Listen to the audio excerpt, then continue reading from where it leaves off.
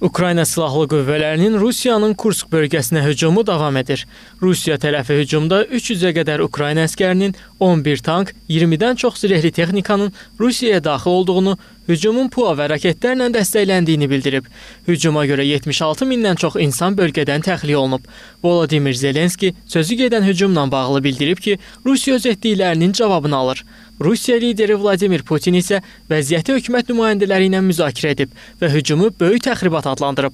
Toplantıdan sonra Rusiyanın Kursk, Belqrad və Bryanskda əməliyyat keçirəcəyi bildirilib və bölgəyə əlavə hərbi qüvvə yeridilib. Vilayətin qubernator səlahiyyətlərini icra edən Aleksey Smirnov Putinlə görüşdə deyib ki, 28 yaşayış məntəqəsi Ukraynanın nəzarətindədir. 2000-ə yaxın insanın taleyi məlum deyil.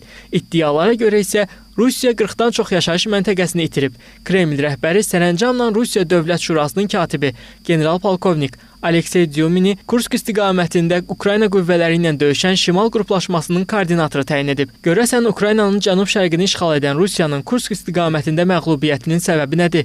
Bu taktiki geri çəkilmə ola bilərmi? Bəzi ekspertlər iddia edirlər ki, Volodimir Zelenskinin planı Krımı işğaldan azad etməkdir. Məsələ ilə bağlı APTV-yə açıqlama verən siyasi şərhçi Müşfiq Abdullah bildirib ki, Ukraynanın Kurska hücum etməsində məqsədi Moskvaya gedən yolu ələ keçirməkdir. O əlavə edib ki, Ukrayna paytaxtla cəbhəyanı ərazilərin əlaqəsini kəsməyə çalışır. Ukrayna qoşunlarının bəzilərinin dediyi ki, Moskva istiqamətində və ya Bryansk istiqamətində deyil, daha çox Voronezh istiqamətində hərəkət edəcəyini gözləyirəm və Voronezh istiqamətində gedən yollar isə Luqansk və Donetsk istiqamətində deməli gedir.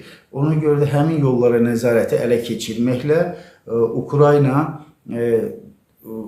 Rusiya qoşunlarının logistik imkanlarını tamamilə kəsmək istəyir. Qeyd edək ki, Ukrayna qüvvələrinin Rusiya ərazisinə daxil olması ilk dəfə deyil.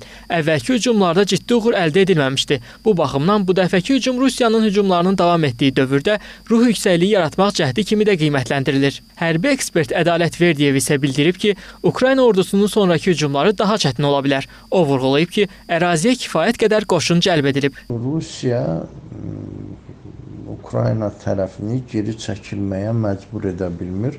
Bunun da əsas səbəblərindən biri odur ki, ərazidə Rusiya vətəndaşları hələ də qalmaqdadır və onların təxliyə etmədən Rusiya aviasiya və artilleriya raket zərbələrinə başlaya bilmir. Xatırladaq ki, Ukrayna Silahlı Qüvvələri 6 avqustda Rusiyanın Kursk bölgəsinə hücum edib.